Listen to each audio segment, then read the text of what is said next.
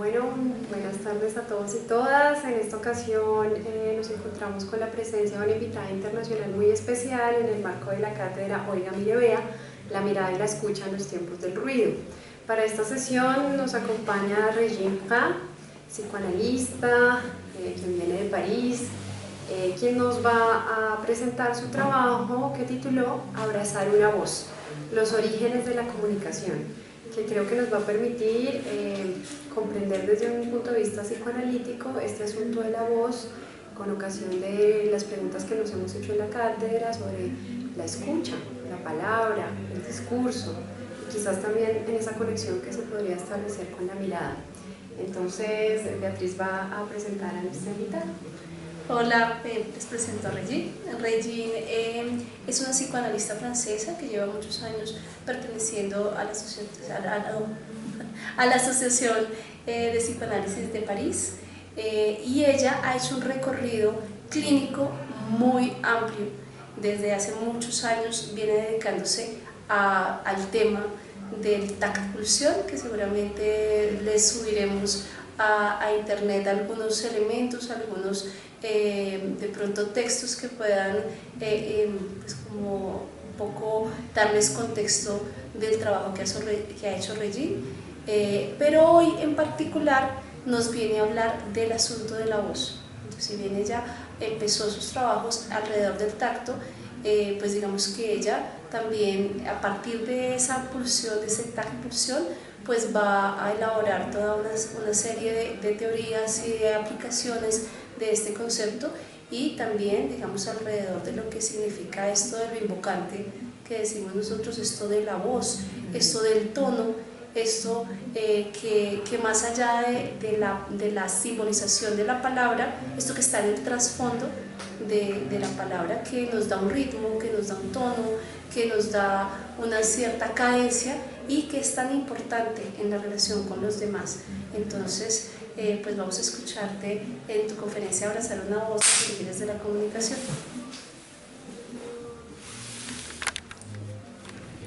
Pues muchas gracias de su invitación y disculpe para mi español, que es más o menos aproximativo, y espero que se va a hacer comprensible. Yo voy a abrir este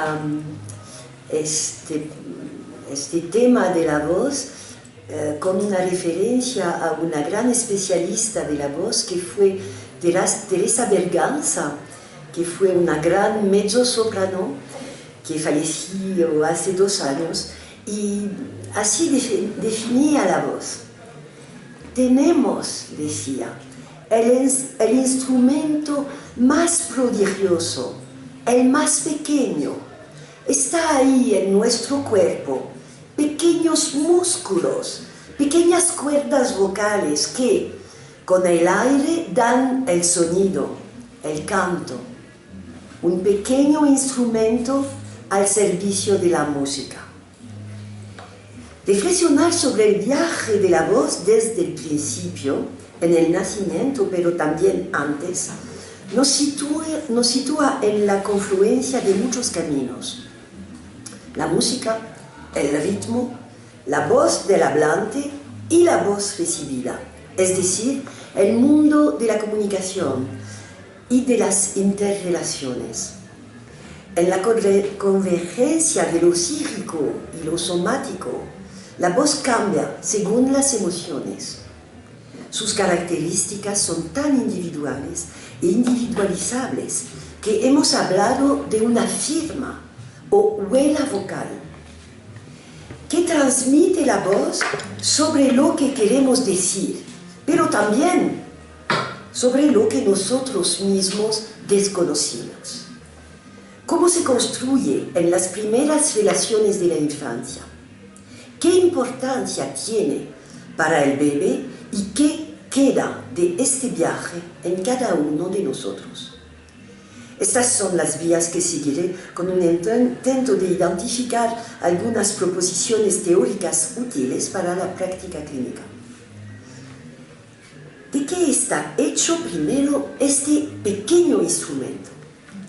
Este primer instrumento musical en el desarrollo es en realidad un instrumento de cuerda y viento. Todos tenemos dos cuerdas vocales formadas por músculos y ligamentos, de los cuales solo el epitelio vibra cuando el aire atraviesa y extiende las cuerdas vocales. Unas células glandulares situadas por encima y por abajo de las cuerdas las lubrican e hidratan constantemente, de forma diferente para cada persona, en función de su estado hormonal, ese momento ligado a la edad, pero también a su estado emocional.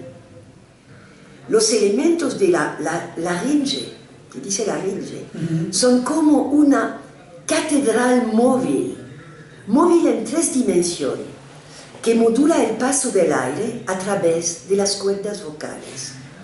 Pero para que podamos oírlo, el sonido debe ser amplificado y modulado por el paso a través de los resonadores. La faringe, el espacio nasal, más o menos abierto según la posición del paladar blando, y la boca.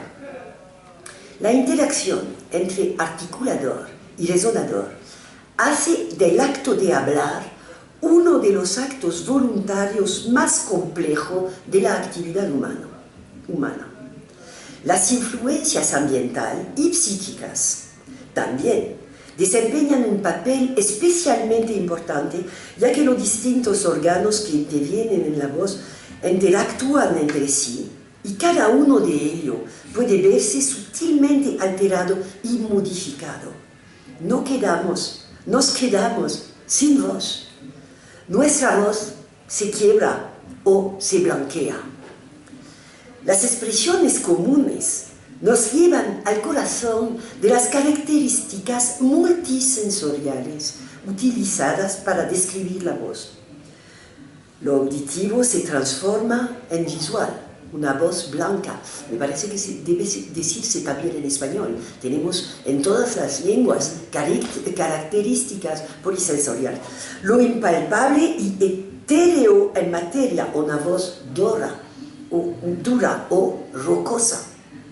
O en tacto, cuando decimos una voz acariciante, cálida o helada. ¿Qué es el lenguaje? El lenguaje de los orígenes. ¿Y qué son los orígenes del lenguaje? Yo voy a hablar de prehistoria. Un prehistoriador que se llama Stephen Mitten considera que mientras que el lenguaje y el arte son prerrogativas del Homo sapiens, los humanos neandertales se comunicaban a través de la música, utilizando lo que él denomina frases holísticas, o describe este lenguaje como lenguaje en un único sistema para comunicar información y emociones. Este lenguaje comunica música y lenguaje que posteriormente se diferenciaron. Pienso que madres tenía la comunicación entre madre y bebé, que tienen muchas denominaciones, tenía las mismas características que este lenguaje. En lo que llamamos lenguaje la entonación, el ritmo y la melodía también eran decisivos en una asociación de canto y danza. Danza es obligatoriamente asociada. Una musicóloga, añadiendo a estas hipótesis sus observaciones del diálogo vocal y gestual en la sintonía entre madre y bebé, considera que el objetivo de la música y la danza asociadas era tranquilizar, reducir y controlar la ansiedad, reforzando los lazos dentro del grupo. Un profesor de psicología evolutiva en Liverpool que se llama Robin Dunbar, que es un primatólogo también, demuestra que alrededor de 65% del tiempo de conversación se dedica a temas sociales y que el lenguaje actúa como un depurador social, una forma de contacto social destinada a mantener las relaciones, calmar los conflictos y crear vínculos de apego entre los individuos. Un investigador cree que las habilidades musicales no tienen su origen en el sexo, en el sentido de atracción sexual, sino en el amor o la reciprocidad. ¿Qué son los intercambios de ritmo y de vocalizaciones sin palabra? Estela Ruth Tarab, una colega de Argentina, escribió su tesis sobre el canto de garganta inuit, que considera una práctica vocal comunitaria de transmisión transgeneracional. Esos cantos de garganta son cantos exclusivamente femeninos, interpretados por dos mujeres. Las ancianas los transmiten a sus pequeñas hijas y dicen que se transmite entre madre y bebé para enseñar a los bebés a respirar en una tormenta, y que es música de supervivencia. Se describen como juegos de garganta, canciones de garganta o canciones respiradas, que son difíciles de describir, pero podemos hacernos una idea gracias a las grabaciones realizadas por el etnomusicólogo que se llama Jean-Jacques Nathies, que trabajó mucho en los cantos inuit. Las dos personas se colocan muy juntas, casi tocándose las caras, y realizan una serie de vocalizaciones en las que la respiración de una parece alimentar la respiración de la otra. Las vocalizaciones son sonidos no representativos, no codificados. El objetivo es que no se interrumpa. En el canto de garganta existe una configuración sonora definida cuyo resultado perceptivo es una mezcla de tonos graves y agudos con una sorprendente homogeneidad sonora. La emisión de los patrones sonoros debe ser siempre alternada e inmediata, sin solución de continuidad. Es imposible distinguir cuál de los dos participantes ha producido cada patrón. Esto produce una ilusión de unión. Las lenguas Khoisan del sur de África, de Botswana, Namibia, de la provincia sudafricana del Cabo Norte, el sur de Angola, son las que utilizan un sonido conocido como clic, producido con la lengua, yo no sé hacerlo, producido con la lengua a los labios sin ayuda de los pulmones, que la mayoría descubrimos en la película. No sé si habían contactado esta película tan divertiscente e instructiva, que se llama Los dioses se han caído de cabeza, y ellos hablan en lengua khoisan. O con las canciones de una cantadora que se llamaba Miriam Makeba, que estaba una canción sudafricana de una etnia khoisan, y ella decía cuando hablaba: no es un ruido, es mi lengua. Estas lenguas tienen más sonidas que ninguna otra en el mundo. Podemos suponer que son lenguas originales. Por eso, pueden tener hasta 130 fonemas, frente a una media de unos 30 en las lenguas del mundo, y representan más de la mitad de la capacidad fonatoria humana. Implican movimientos verticales de la laringe, poco frecuentes en otras lenguas, y movimientos horizontales nunca observados en ninguna otra lengua.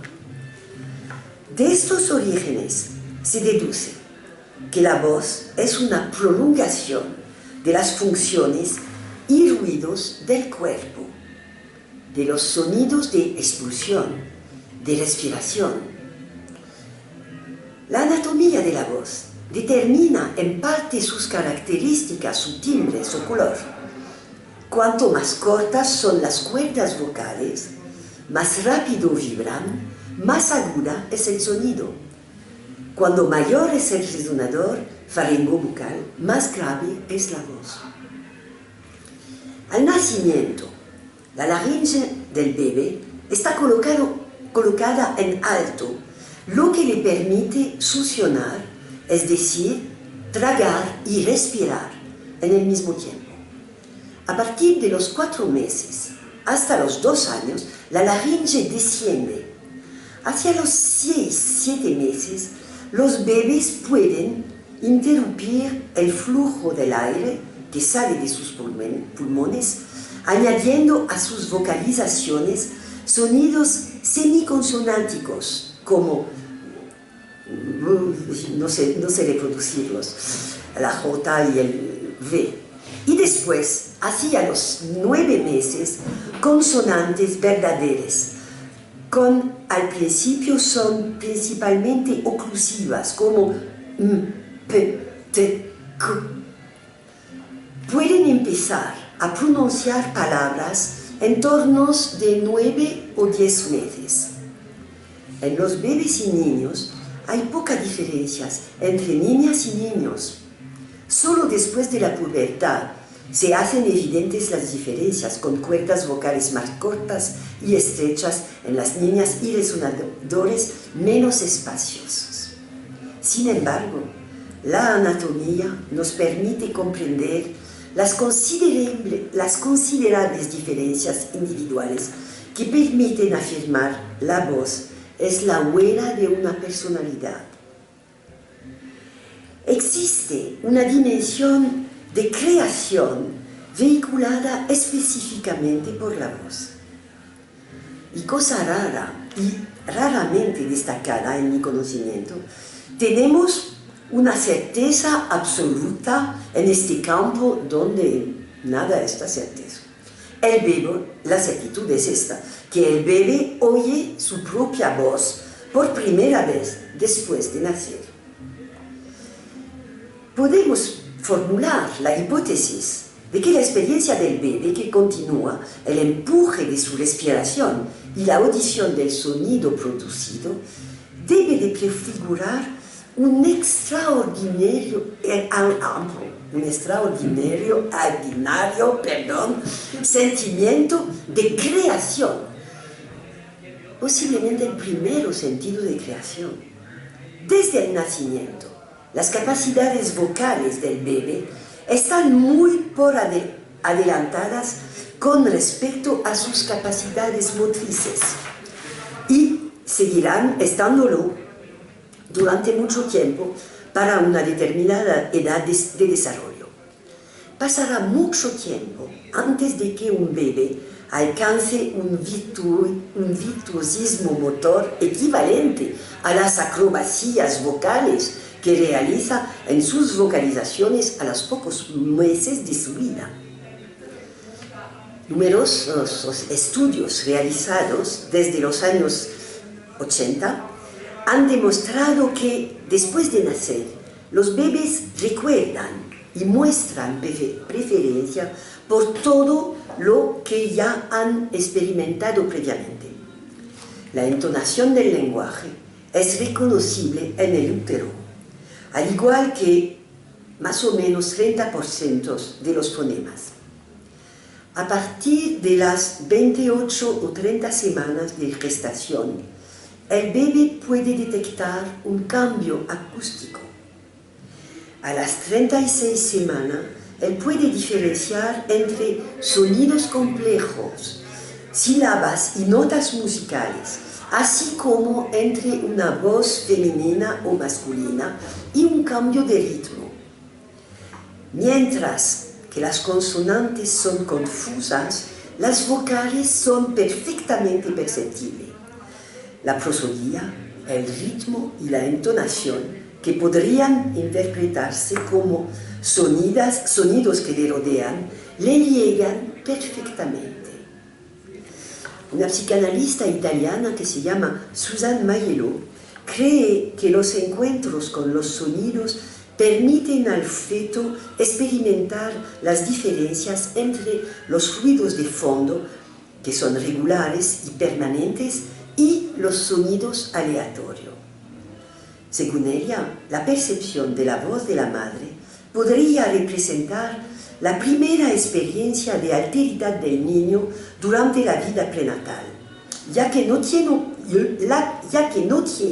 poder sobre su presencia o ausencia, ni sobre su calidad emocional o mental.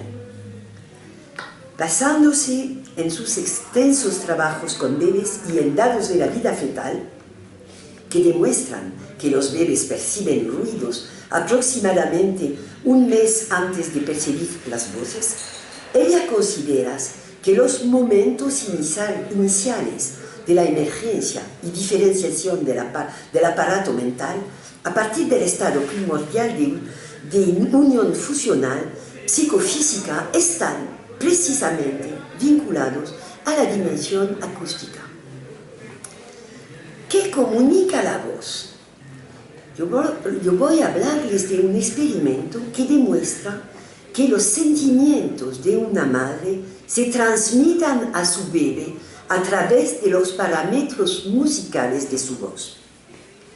Es un estudio que fue realizado en un hospital infantil universitario en Múnich y que consistió en escuchar secuencias grabadas de media hora de la voz de su madre a 5 o 6 meses al día a bebés prematuros de entre 26 y 29 semanas y un peso entre 780 gramos, que es muy poco, y 1200 gramos, que es muy, muy poco.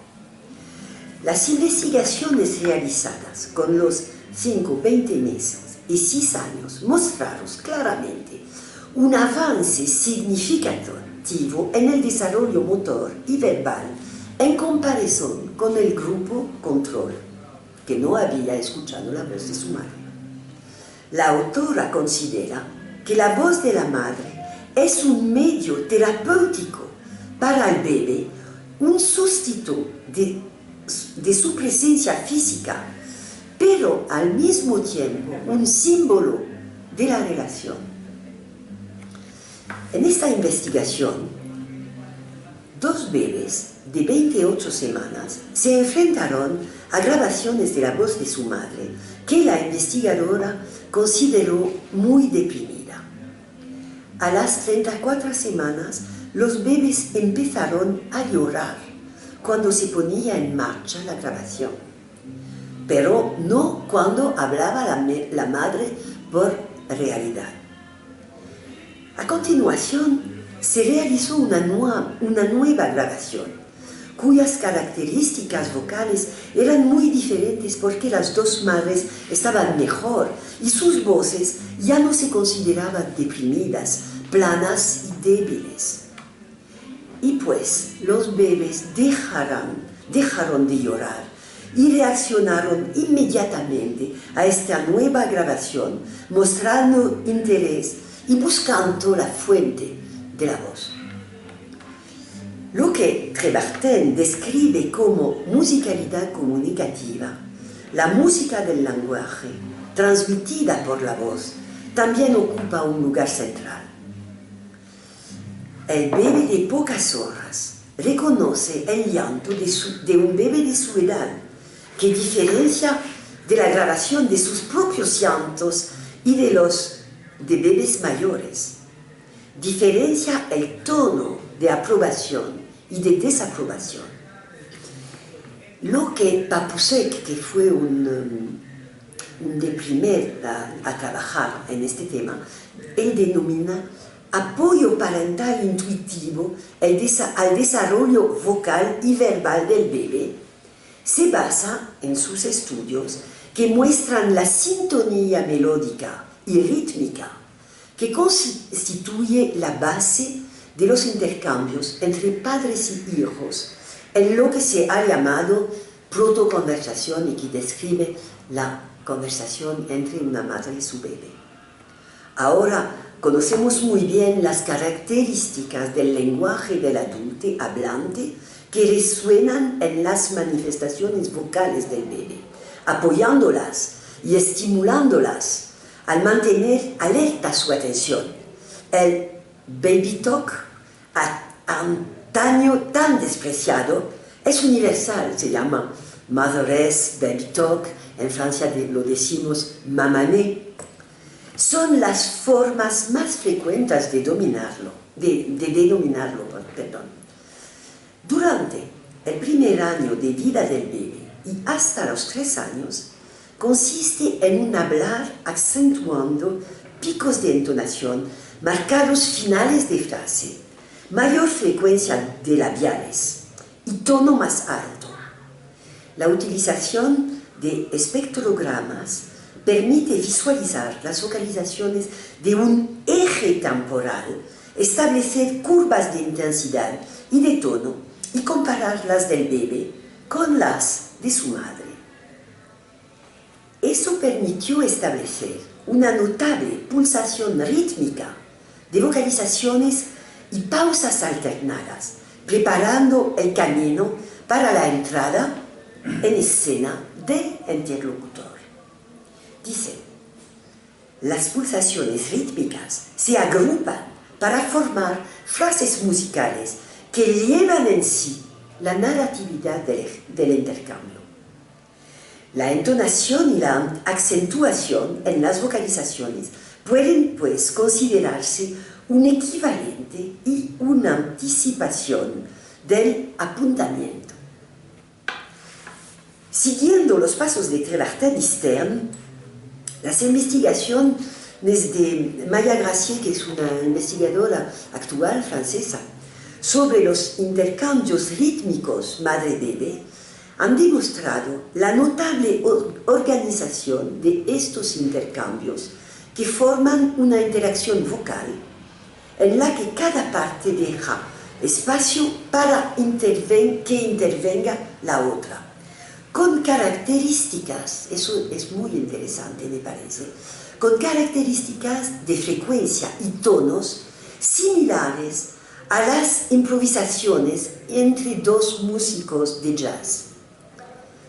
Analizó vocal, pero también visualmente las señales emitidas en un intercambio de 2 minutos entre madre y su bebé de 10 semanas y confirmó la importancia del ritmo en la sintonía entre madre y bebé.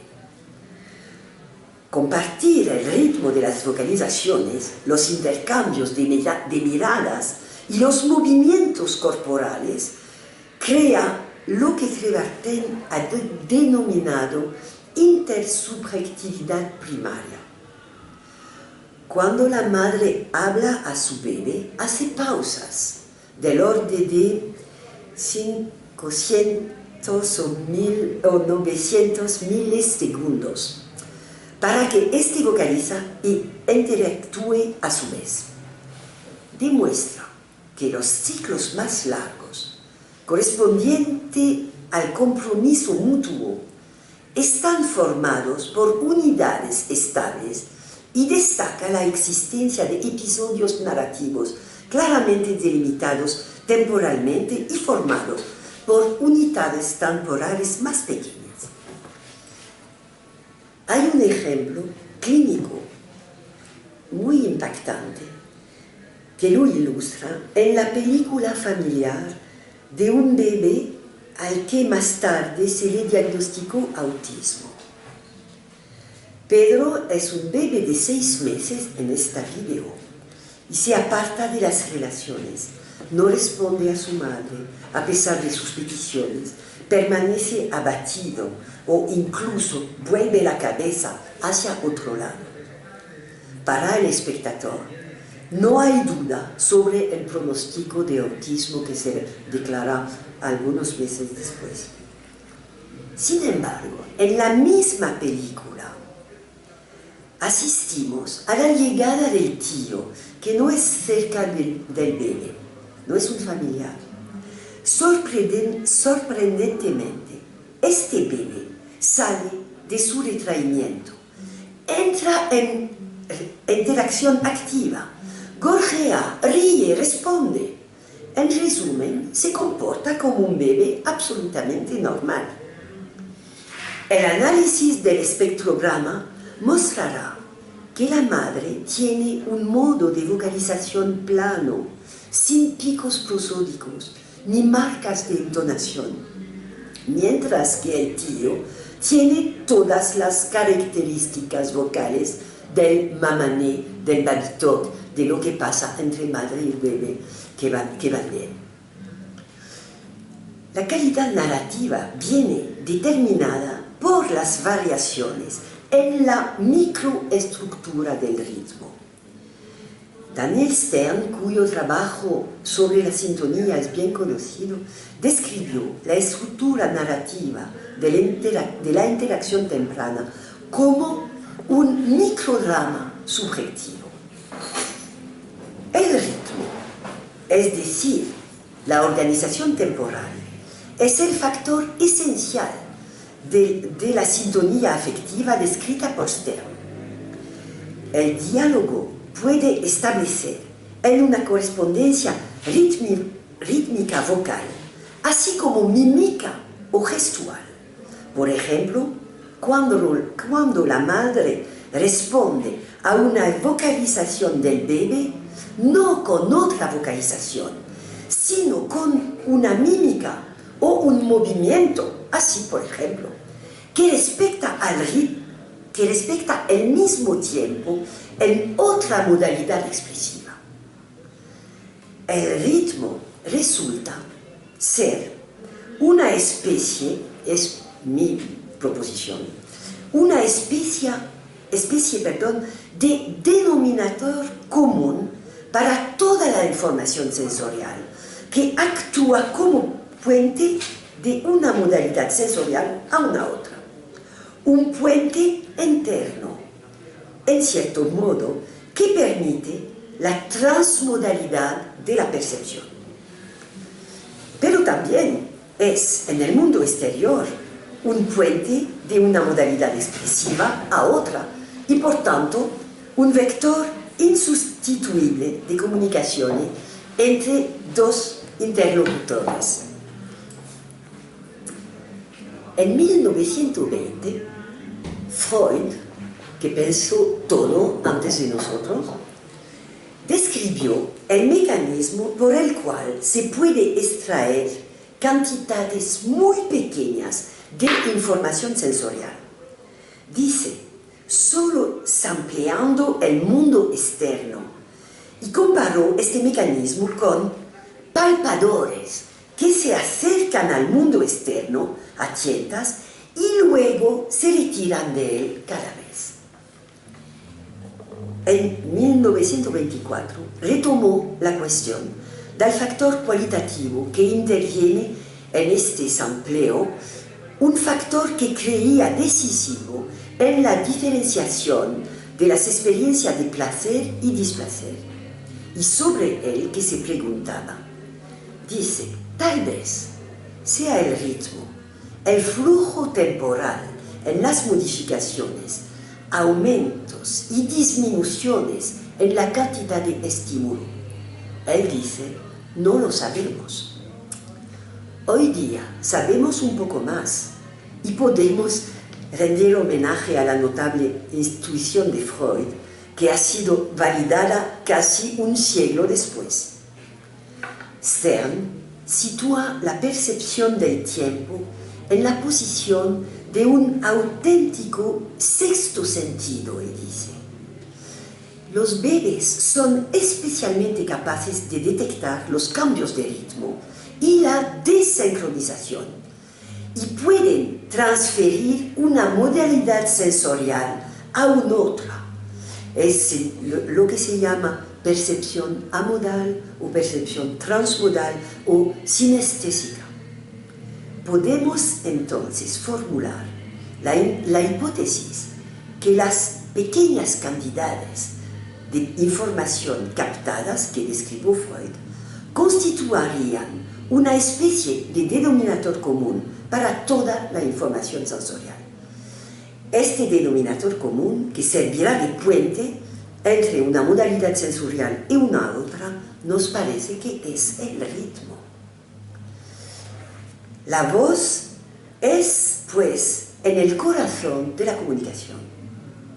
Si la voz está en el corazón de la comunicación y constituye la expresión más reconocible de las interrelaciones, es importante tener la noción de que es indisociable de las demás modalidades corporales, a las que está fuertemente ligada por el ritmo, como acabamos de ver. Los primeros trabajos de Condon y Sennberg, que estaban en los años 1970, antes del tratamiento informático, fueron ampliamente confirmados y él demostraron que los bebés utilizan los movimientos de los brazos para seguir el ritmo de las sílabas pronunciadas por su interlocutor. El lenguaje se origina en el gesto. Es un gesto físico que toma el relevo del gesto vocal y lo complementa. En torno a las 5 o 6 meses, cuando las vocalizaciones dejan de ser universales y se vuelven coherentes con el lenguaje utilizado en el país donde vive el bebé,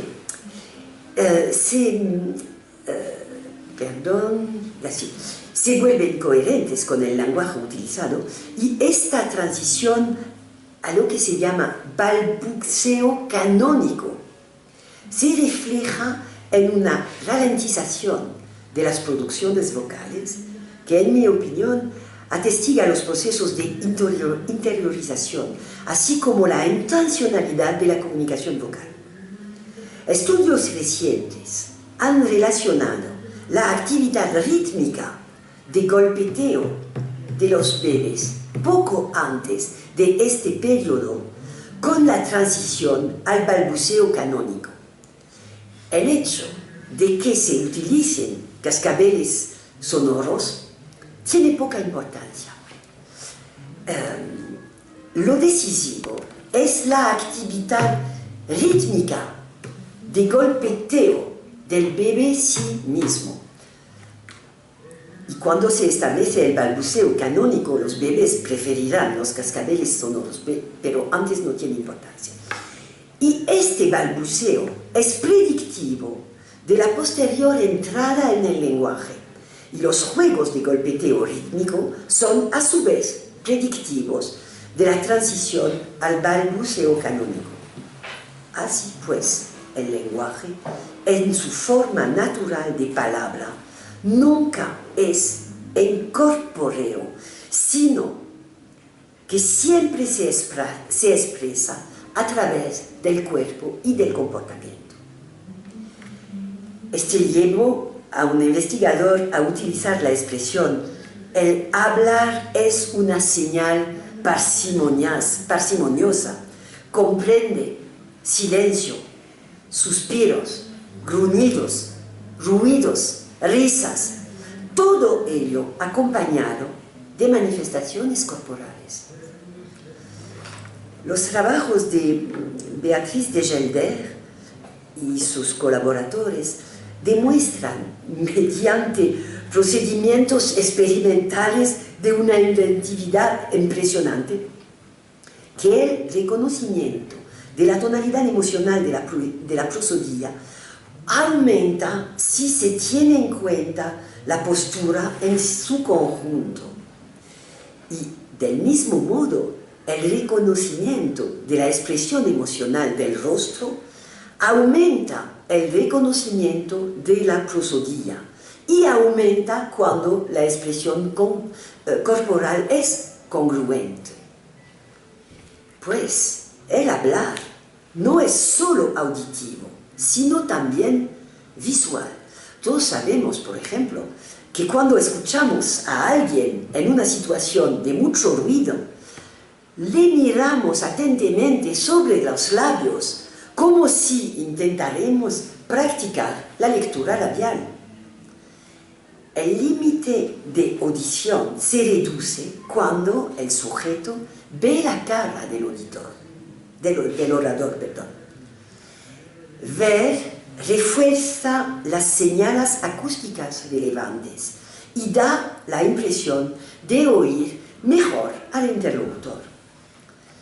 Los bebés también están especialmente atentos a los movimientos de la boca, pero los estudios demuestran que solo 2/3 de las miradas sobre la cara se dirigen a la zona labial y el tercio restante tiene en cuenta el resto de la cara.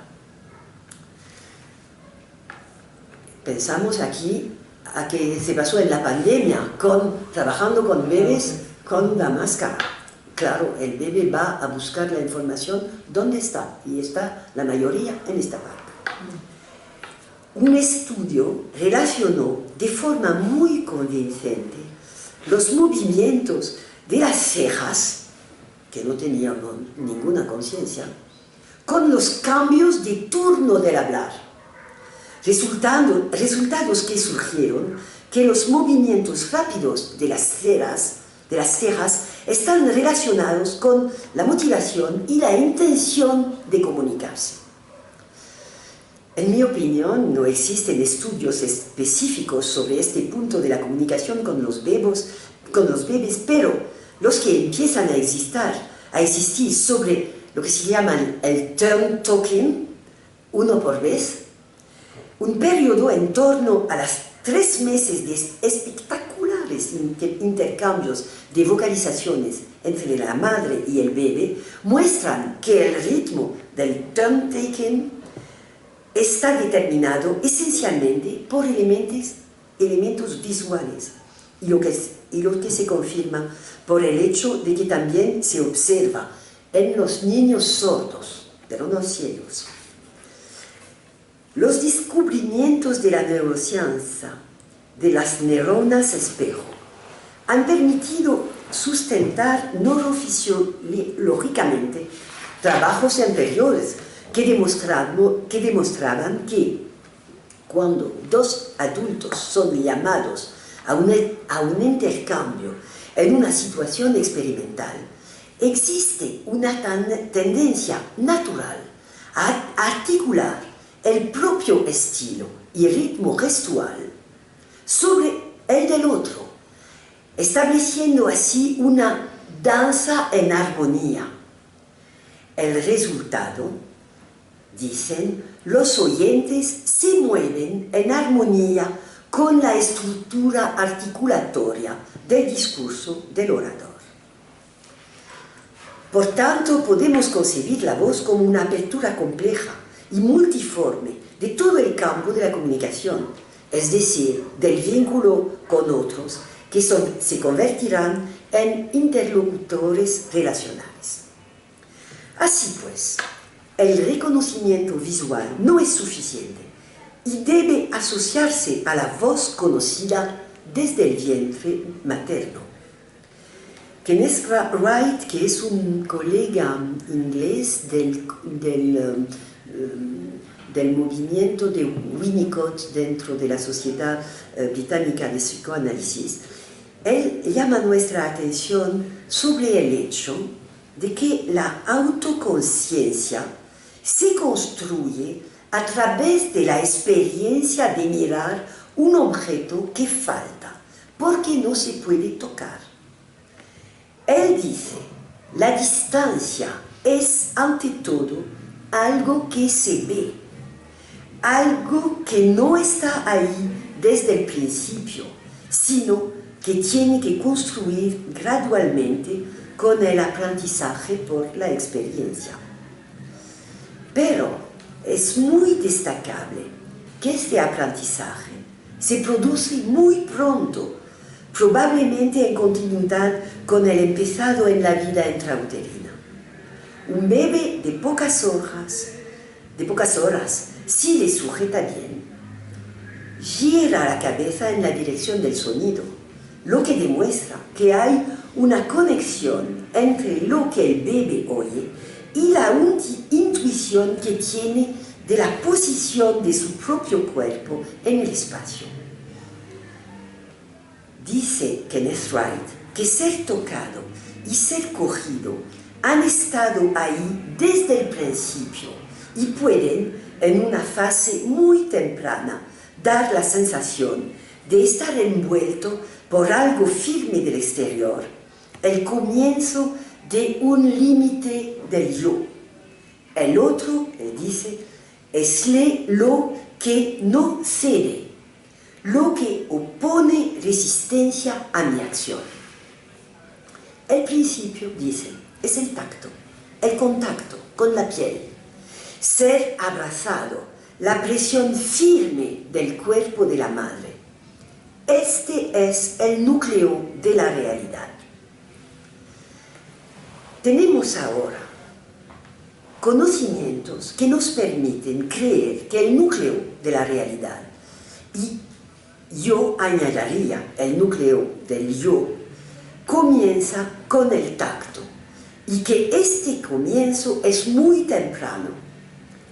En efecto, gracias a los descubrimientos embriológicos y a las ecografías, sabemos que la primera percepción sensorial es el tacto en la región aquí perioral, pero es muy temprano, a las 8 semanas de desarrollo, cuando estamos muy pequeñitos.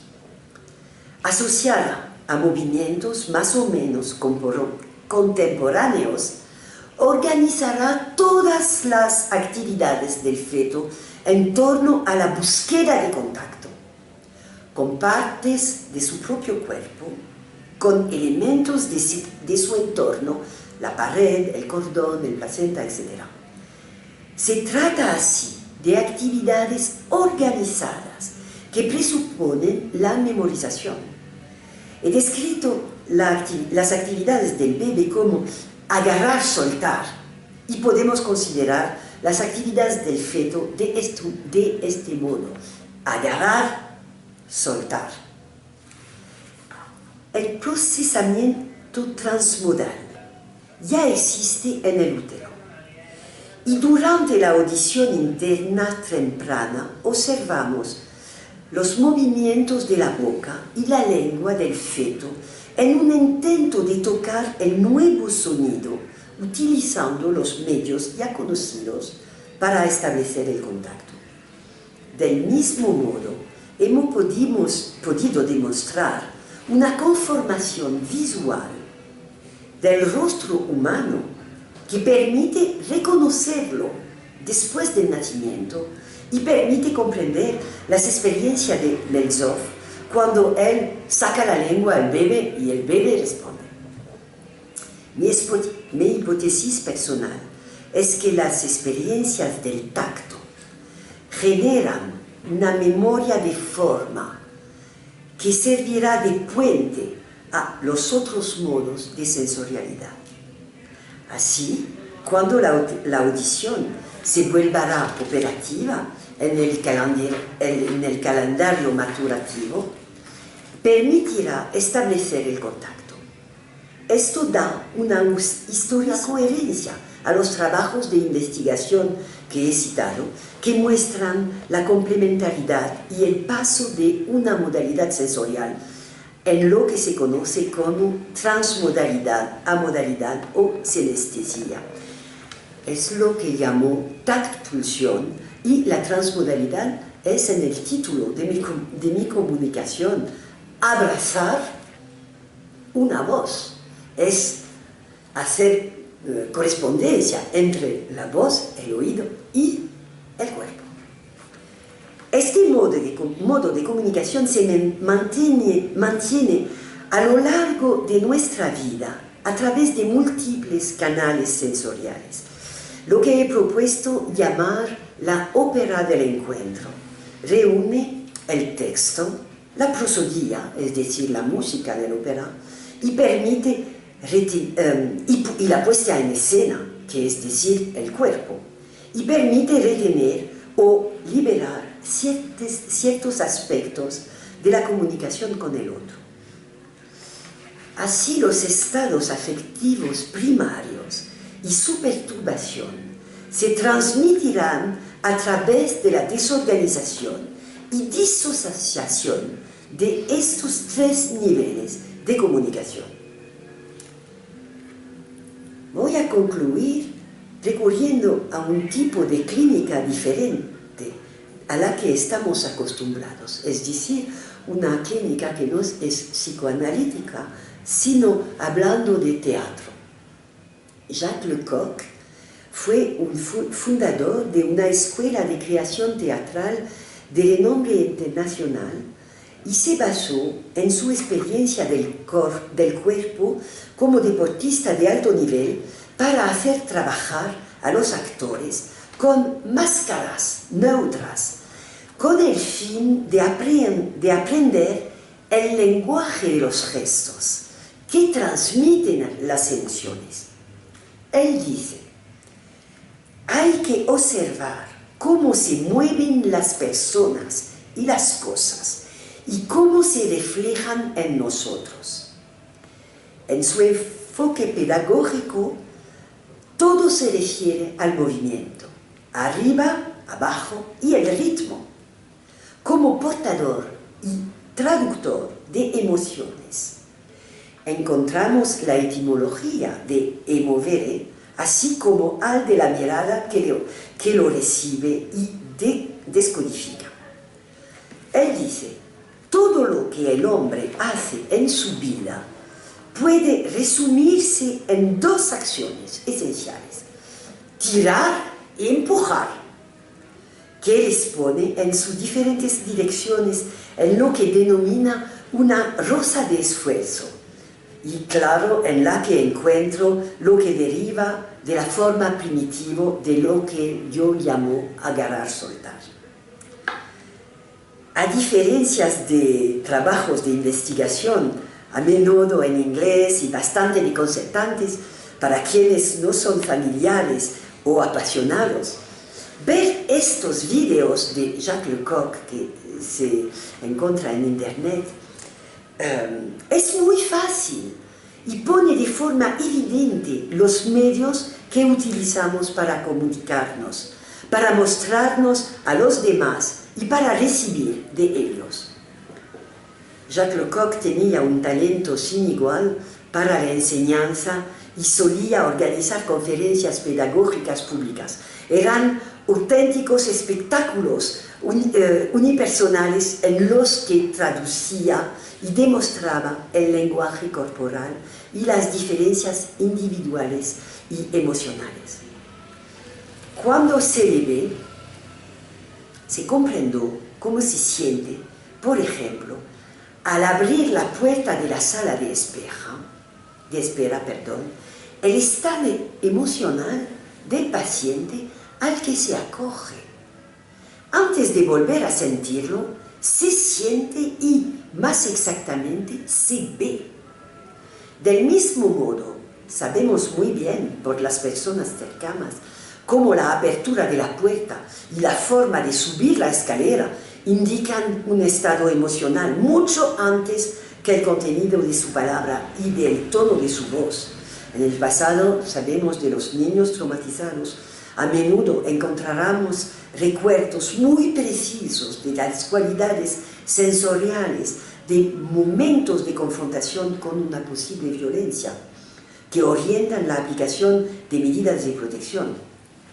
Cuando papá abría la puerta así, yo sabía que es mejor no dar la cara, decía una paciente cuyo padre estaba alcohólico.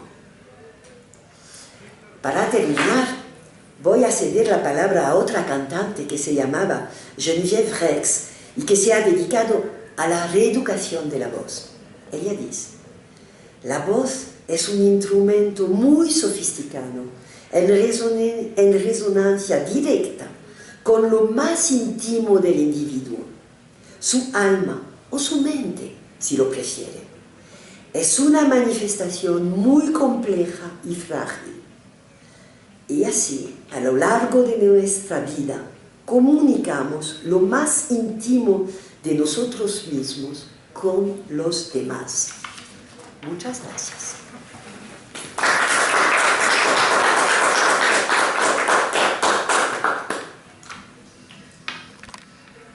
Regine, muchísimas gracias por tu conferencia, por lo que nos aportaste sobre el asunto de la voz. Tengo una pregunta y quisiera saber si de pronto podrías elaborar o abordar algo desde tu punto de vista. Teniendo en cuenta, como otras elaboraciones psicoanalíticas, Lacan propone el asunto también de la voz como uno de sus objetos que se pierde en algún momento también muy tempranamente, y es lo que permite también un poco entrar a la palabra y las canciones.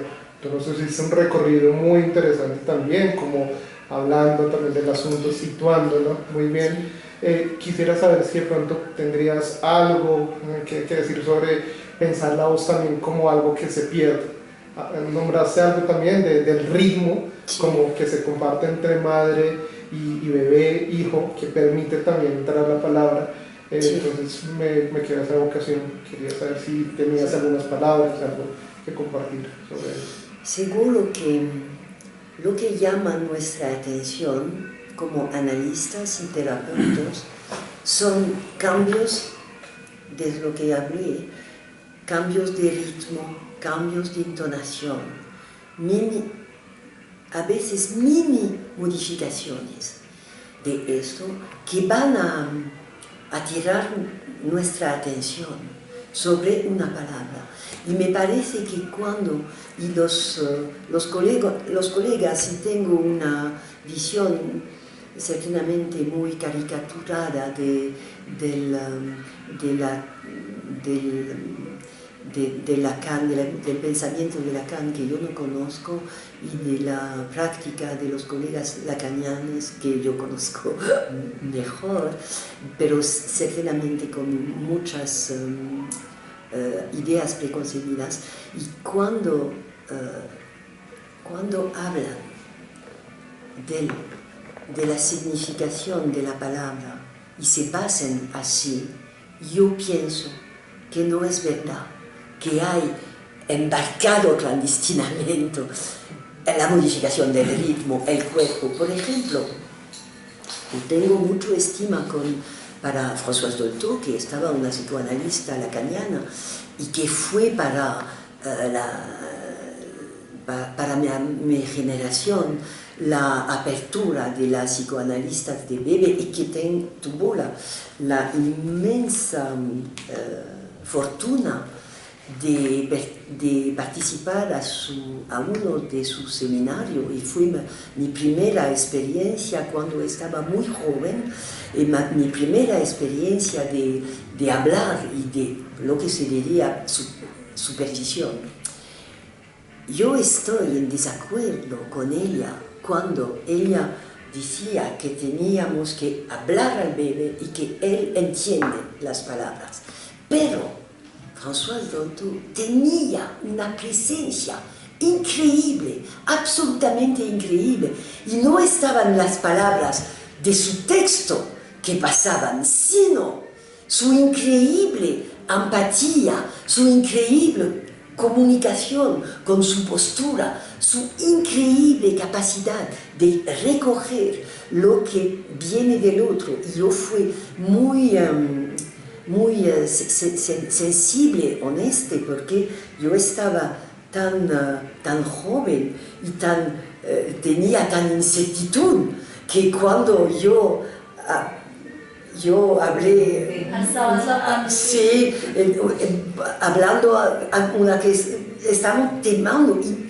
yo lo estoy muy reconocida de la manera en que me acogí, y eso no fue la lengua, eso fue todo la lengua encarnada en su propia manera de ser. Y de la misma manera decía algo muy importante, que es también polisensorial. Decía de los padres que lo que pasó con los niños, no sé si va a suceder en traducirlo, no era, en francés quizás lo vas a traducir, lo voy a decir en francés. Ella decía a los padres, ce n'est pas de votre faute, mais c'est de votre fait. No es de su culpa, pero es de su facto. De sus hechos. De sus hechos, de sus hechos. Es decir, que es algo que no puede ser consciente, que la manera de donde yo muevo, no me di cuenta, no me doy cuenta del movimiento cuando estoy hablando con alguien, no me doy cuenta que yo abro la entrada del otro, indicándole por movimiento de los ojos. Pero yo tenía una amiga y colega que estaba ciega, y lo que es claro es que siempre estaba intrusiva en las conversaciones, porque le faltaba este indicador que es visual, y no lo había cometido manifestamente en otra cosa. Es una buena respuesta a lo que tú decías. Gracias. Muchas gracias, Regina. Yo quisiera preguntarte, porque me da la impresión que a su vez te entendí, que hay algunas cosas de Dolto que tú no considerabas y no estás tan de acuerdo. Solo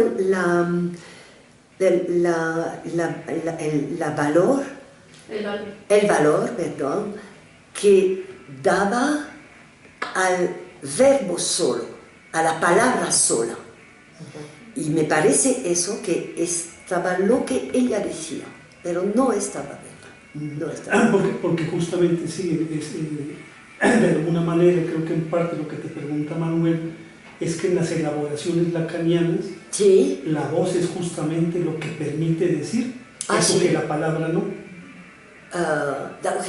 Sí, pues estamos de acuerdo, claro. Estamos de acuerdo, Y la voz es la voz encarnada en el cuerpo. entonces, y de cierta manera me parece que lo que tú has expuesto hoy, Sí. de algún modo va por un lado un poco cercano, Sí, sí, quizás. pero como que al mismo tiempo, Sí. ¿sí? También hay una vía muy distinta, que es esta que la clínica contemporánea, por ejemplo, nos muestra Sí. con el autismo, Sí, claro. y que uno de los ejemplos que tú das, Sí. del Sí, tiro, sí. digamos que la clínica Sí, sí. psicoanalítica que la abrieron personajes como Dolto, como Winnicott, como Klein, para niños y para el autismo, hoy, por ejemplo, con los trabajos de Maleval, no sé si tú los conoces. Sí, un poco, sí. ¿Sí? Maleval, sí. Maleval, Me interesa mucho lo que claro, ha dicho sobre y la tesis básica de Maleval es que de cierta manera el objeto voz Sí. es el que no se ha perdido. Sí. Y que él un poco lo da como ejemplo a partir de la música, como en el autismo, con ciertas formas de cantar repetitivas, en lo que tú llamaste este lenguaje embédido. ¿Sí? Sí. Hay una respuesta distinta y un contacto, para ponerle sus palabras distintas. Sí.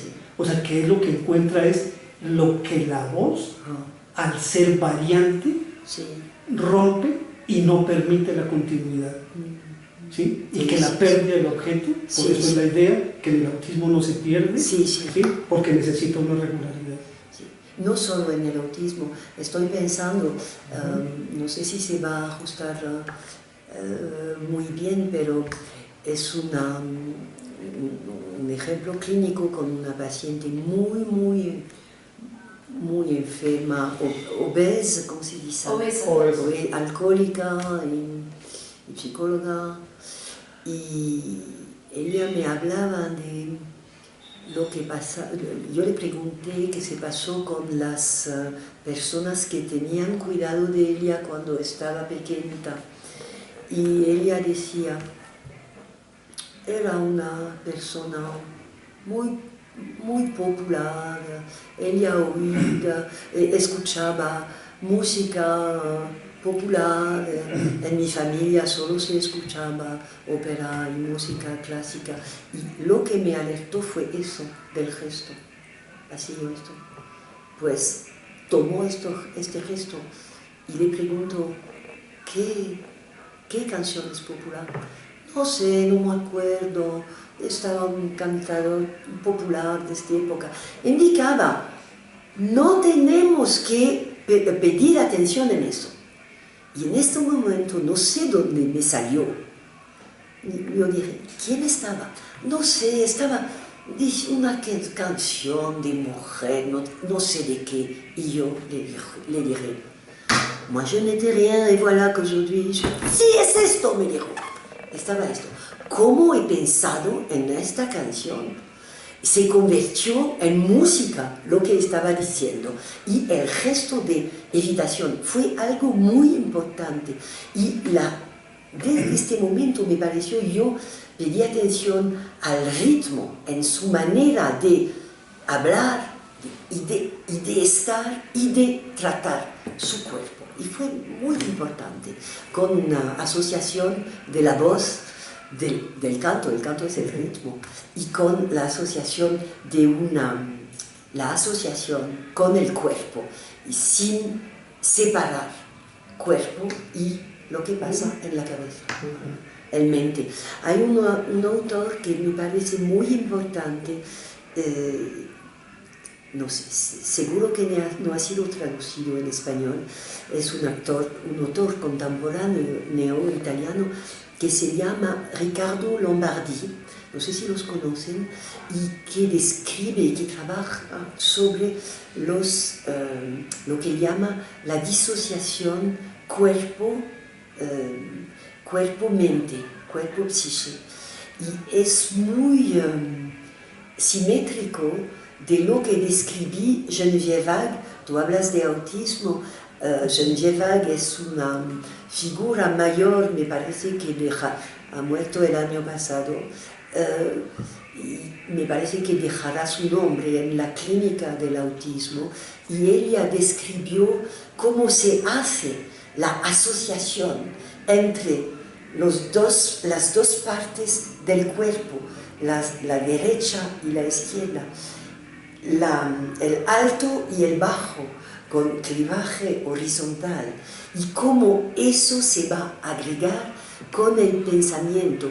Ella fue atentiva a lo que pasa a los 6-8 meses de los bebés que se interesan a la cabeza, como si podían sentir que hay algo aquí que se asocia a lo que se pasa en su movimiento y en su cuerpo. Y ella describe lo que es la asociación cuerpo-mente. Y después, en la patología, tendremos Riccardo Lombardi con la disociación cuerpo y mente. Y eso tiene también consecuencias muy importantes en el punto de vista clínico. No estoy hablando sin traductor, en mi español de cocina, perdona.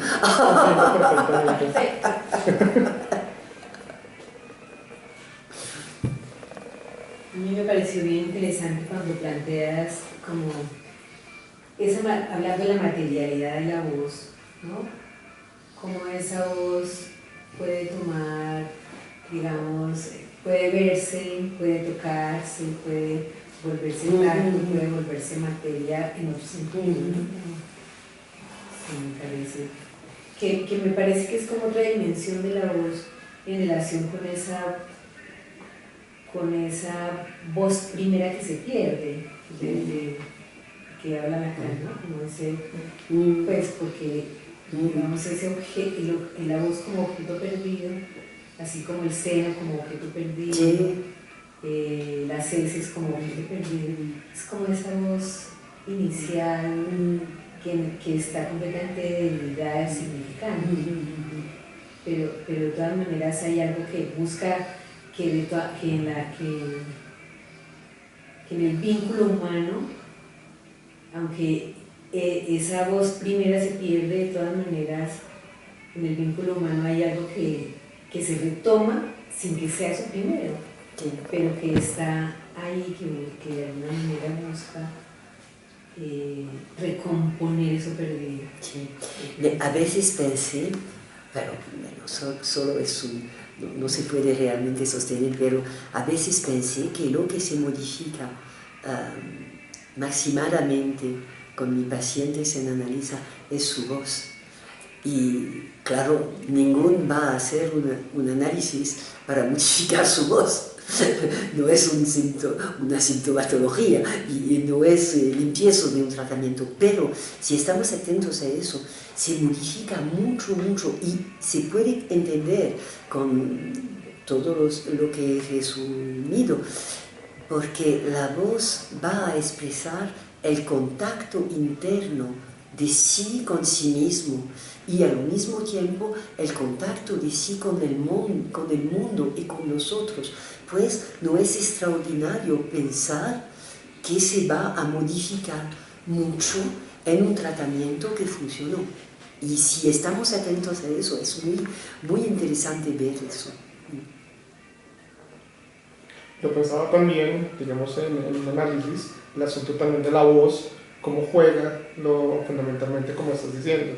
A pesar de que hay una distancia, y me acuerdo que en una conferencia que hice el sábado, hablabas un poco también de las distancias de las pantallas y digamos, como esa paradoja de sí. estar en una pantalla y se está más cerca, pero a la vez más lejos, y cuando se está presencialmente se está más cerca, pero también se está más lejos.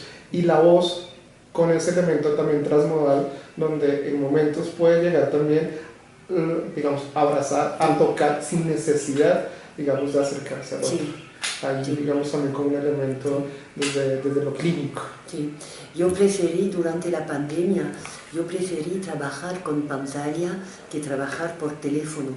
Pero como tenía una práctica con cosas técnicas bastante diferentes y podemos decir no muy ortodoxa,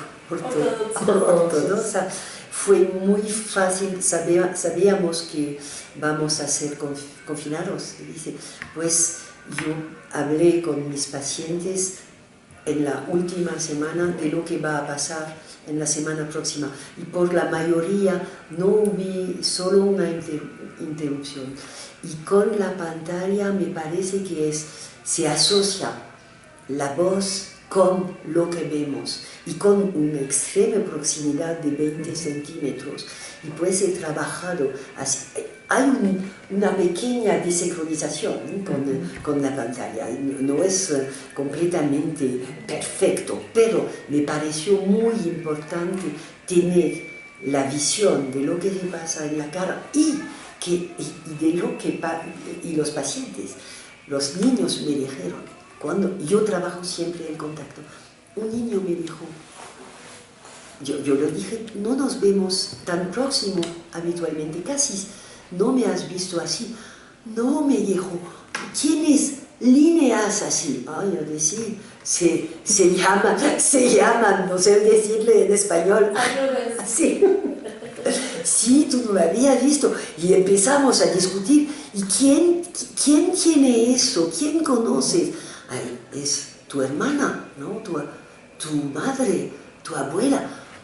Como mi abuela, nunca habías pensado que yo tenía la edad de tu abuela. Abrí cosas, es extremadamente interesante. Y también la pantalla permite ver el encuadre que el paciente ha decidido, en el lugar donde ha decidido de recibirnos. Y yo no di ninguna indicación, yo solo seguí los pacientes y fue una cosa muy interesante con la idea que en este momento nadie podíamos decir lo que tenemos que hacer porque nadie lo sabía. No había analistas mayores, no había profesores, nadie sabía lo que hacer. Pues yo decidí seguir los pacientes y trabajamos con el encuadre y es algo muy definido en nuestro trabajo, pero ahí me pensó una tontería pretender que podíamos hacer como si tenemos una idea del encuadre. Después decidí, hemos oído muchas tonterías, que la pantalla debía ser dirigida de la misma manera en el consultorio que el paciente tenía la postura. Eso me pareció una pura tontería. Pues seguí y fue muy interesante, muy interesante con un niño me ha mostrado, no podía hablar de la bicicleta que había matado su hermana, no le podía, pero fue posible mostrarla, como por suerte, y pasó así, y yo dije, ¿qué es esa bicicleta? Y toda la historia del accidente con la bicicleta salió, que nunca había podido hablar de eso. Otro ejemplo, una paciente, la de la canción, que me hablaba de su marido muy celoso del tratamiento. ¿Celoso? Celoso del tratamiento y que quería que interrumpe, que hablaba de que costaba mucho. En una sesión me recibí, a veces estaba en la cocina, a veces estaba en otro lugar, y yo decidí que todos los argumentos tecnológicos lo voy a tratar como expresiones, como especies de lapsus tecnológico. Y me recibí en el salón, una veranda muy abierta, sobre todo la casa, y se puse así con la pantalla, me diciendo, ay, mi marido está durmiendo aquí porque es tan celoso. Y le dijo, podemos considerar que estoy invitada a casa, y pues sería normal que me dice, hola. Abrí la pantalla, el marido fue aquí y dijo, hola, Madame Prat, ¿cómo estás? Y se fue. Y fue terminado este supuesto celoso. Fue terminado. Solo estaba muy abierto. Yo aprendí mucho durante esta pandemia. Y aprendí y salí esta idea de tactopulsión durante la pandemia.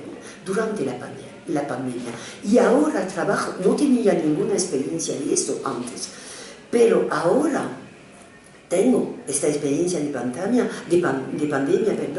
y yo tuve tratamientos por pantalla con un paciente en Estados Unidos, 2 otros pacientes en África, y me parece un instrumento fantástico paradojalmente para trabajar el contacto.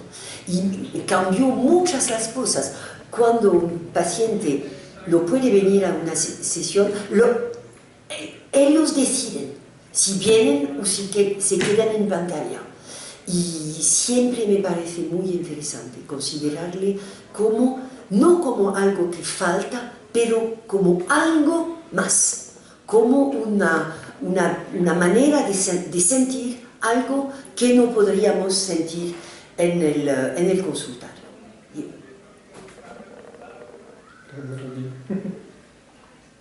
A mí me gustó mucho una frase que usaste al final, como una expresión muy bella, me pareció muy poética que usaste al final, casi al cierre, que dijiste abrazar una voz, ¿no? Y esa imagen, ese asunto de cómo se abraza una voz también me evocaba cuando uno abraza hay como un hueco, ¿no? Hay como un vacío. Sí. ¿Cómo se abraza una voz? Sí. Incluso preguntándome, me quedó resonando mucho eso, abrazar una voz. Y pues yo lo uní en una asociación con una definición que me parece muy bonita de Lacan para la pulsión, que dice, la define algo así como el eco en el cuerpo de esto que hay un decir. Entonces me resonó mucho con esto que tú te planteaste de abrazar una voz. Y quería preguntarte, como pues en esta ocasión, si esa sería como la definición tuya de tactpulsión. ¿Sí? Esa sería, ¿cómo articulas el abrazar una voz y lo que tú desarrollaste en tactpulsión? La idea mayor es que tactpulsión es lo que surge al fundamento de todo este empuje en el empiezo de la vida, y que de eso que es vinculado al tacto, primero al tacto, pero que de esto se va a concebir, a representar, y sabemos ahora que hay modos de representación que no son simbólicos, que han sido definidos como representación analógica, lo que es igual, no igual, o representación relacional, es decir, poner dos eventos o dos momentos o dos cosas en relaciones unos con otras. Y que de este primer tacto, que los bebés se tocan así en la cabeza muy temprano, se tocan los ojos, se tocan los brazos, tocan los objetos de la cavidad intrauterina, pero que de eso se forma una memoria de forma que va a ser transferida al nuevo sentido que va a ocurrir algunas semanas después, que es mucho tiempo. Es decir, que el primer mundo que conocemos es un mundo de tacto, y que debajo de eso hay algo de un principio fundamental que fabrica una memoria de forma que va a constituir, que va a quedar por toda nuestra vida.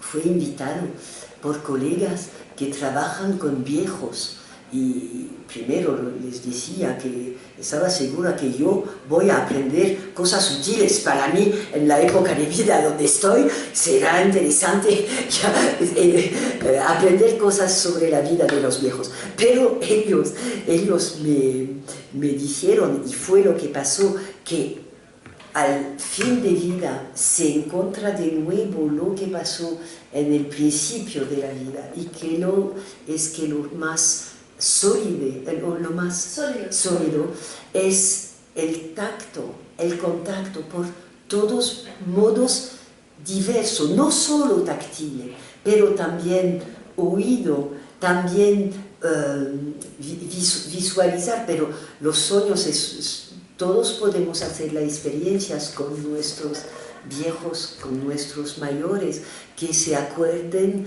de las canciones de su infancia. Yo me acordó la abuela de mi marido cuando fue muy enferma, y me decía: ay, tú te pareces a la persona que tenía cuidado de ella. Y me llama, y ay, te parecía, le tocaba la mano y decía: ay, tú me parecía que estaba la persona que tenía cuidado de ella cuando estaba bebé. Y eso es algo que se hace presente, pues no ha sido olvidado, es la memoria de forma del tacto, me parece, del tacto-pulsión. Y yo creo mucho en esta idea, que no es una, ¿cómo decir? No cambia nada a todo lo que habíamos pensado, sino que dice: eso es primero, eso es la fundación de todas las transformaciones pulsionales, incluido, claro, lo que se va a pasar con la sexualidad. Pero es importante clínicamente, me parece, tener en cuenta que hay esta memoria de forma de tacto-pulsión y no olvidarla. Por ejemplo, en la clínica de los adolescentes, que es como una erupción de la sexualidad, que va a destruir todo. Y una parte de la crisis de la adolescencia, me parece que ellos piensan, sienten, tienen miedo que todo sea destruido de sus modalidades de contacto y de apego con sus padres, y la misma cosa para los padres que lloran la muerte de su bebé querido, de su bebé, y la desilusión, pero tenemos que ayudarle a considerar que no ha desaparecido el apego y que está siempre aquí. Y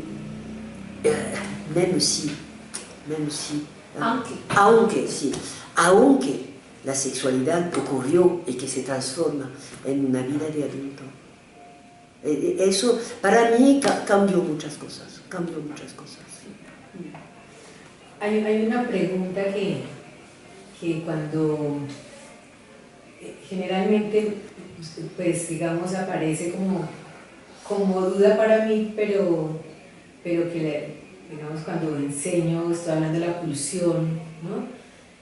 Claro, están las principales pulsiones que ha planteado Freud y las pulsiones fundamentales que plantea Lacan, donde para él retomando pues todas las pulsiones freudianas y las que pues en general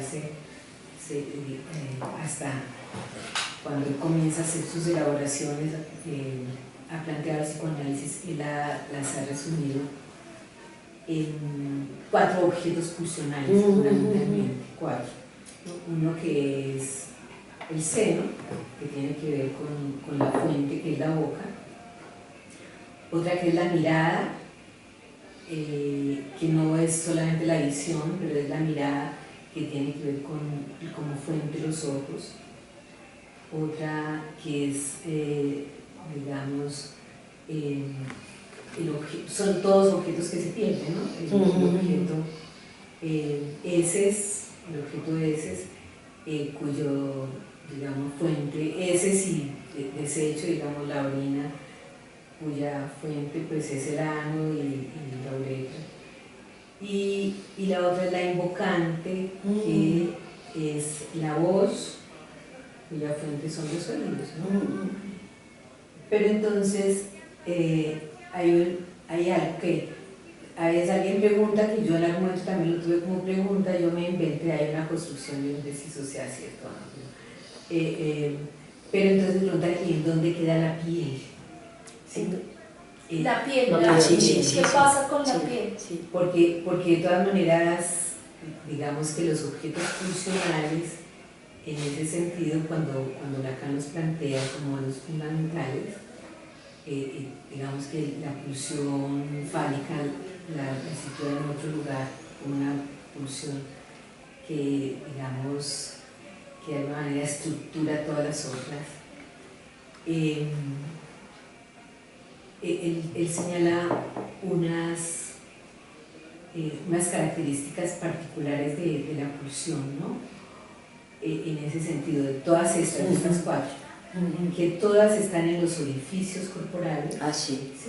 En los orificios corporales, es decir, la boca, el ano, digamos, aunque los ojos no son un orificio, pero es algo que sale y entra, que, digamos, se comunica con el exterior. Y los oídos, que digamos, que todos, que también son unos orificios que les llega del exterior, ¿no? Y entonces la piel, pues no es un orificio, ¿no? No es un orificio, y entonces sí se podría hablar de una pulsión táctil, en ese sentido, me parece que es distinto a lo que está señalando, ¿no? Es completamente distinto, pero más es como en qué lugar queda la piel, queda de lado la pulsión, o qué. Es otra cosa que, según lo que te he entendido, no es lo que tú estás hablando. Digamos, lo que a veces yo respondo es que de todas maneras la piel tiene una función integradora de todas esas pulsiones, en un sentido diferente a la pulsión, o bueno, a esa dimensión fálica, que es diferente, pero digamos, la piel, en la medida en que integra el cuerpo, digamos, crea una unidad corporal, entonces la piel, aunque no es un orificio, de todas maneras también está el cuerpo y la piel corporal, digamos, está también sometida a las demandas del otro, porque es que, digamos, otro elemento importante de las pulsiones del planteamiento lacaniano es cómo interviene el otro sobre ese sujeto que está construyendo su sexualidad, ¿no? Entonces, interviene demandando, come, no comas tanto, escúchame, mírame, ¿no? No mires tanto, no escuches, debes hacer popó ya, no debes hacer, es decir, digamos, ese vínculo con las necesidades, pero también que Freud lo resalta fundamentalmente, el vínculo con la necesidad, y Lacan, retomando el vínculo con la necesidad, le da el énfasis a la demanda del otro, ¿no? Como al pedido que hace el otro de ordenamiento, ¿no? Entonces pensaba yo, pues la piel también el otro hace pedidos porque también no solamente con las caricias que hace, con los abrazos o también con los castigos, con los pellizcos, con lo que, digamos, cómo el otro trata ese cuerpo del niño, en tanto la piel está resbalada en todo el cuerpo, ¿no? Entonces, eso es otra cosa, pero la pregunta como que sigue ahí, en qué lugar queda la piel frente a la pulsión. Me parece que yo estoy mucho más concreta. La primera embriologista con quien trabajó estaba siempre, pero es muy vieja ahora, estaba una veterinaria, pues había hecho muchas experimentaciones con animales. Y ella decía, la piel es al origen de todo y cubre todos los orificios, todos están cubiertos por la piel. Y la piel es lo más fundamental de lo que se crece en nuestra desarrollo y cubre todos los sentidos. Y ella decía, y ella no estaba psicoanalista, se llama, no pienso que sea así la traducida, se llama Marie-Joseph Wolf-Queneau, y su libro que se llama In Utero es muy interesante, aprendimos mucho con ella y también tiene una disposición poética. Y ella dice, la piel es el más fundamental órgano de nuestro sentido. Tiene a lo menos 2 metros cuadrados, se dice, para nosotros, y es por esto todo se pasa. Y ella decía, y es el lugar donde se expresa el dolor psicosomático. No estaba psicoanalista, pero hablamos, eso Beatriz va con tu investigación sobre el papel de la piel, que es conectado con lo más fundamental. Lo que estamos haciendo ahora es discutir y trabajar sobre lo que se pasa cuando no hay un nivel suficiente, y no estoy muy contenta de esta formulación, pero bueno, en una simbolización con el lenguaje y con los desvías de la simbolización, y que no se ha simbolizado en los últimos pasos hasta poder ser exprimido por la palabra y comunicar. Y por eso un colega mayor de mí había que se interesó a eso y a la patología de los adolescentes y que se llama Jean-José Baranés, había escrito un libro donde el título, no sé si voy a poder traducir, pero es fantástico, se llama Les balafrés du divan. Les balafrés son los que hay... ¿Afeitar? No. Cuando tú tienes una cicatriz. ¿Las cicatrices? ¿Las cicatrices será? Sí, del diván. Es decir, los pacientes que han hecho un análisis y no han puesto solucionar eso de su imposibilidad de simbolizar, de encontrar vías de simbolización, y pues que pueden adoptar todo lo que Winnicott describió como el falso self, ahora podemos decir son los falsos self, diferentes maneras y diferentes modos de tener una falsa organización de sí. Y él describe eso, y yo me parece algo muy triste cuando pacientes pueden describir la experiencia del análisis como una experiencia de incomprensión, de solitud, de frío.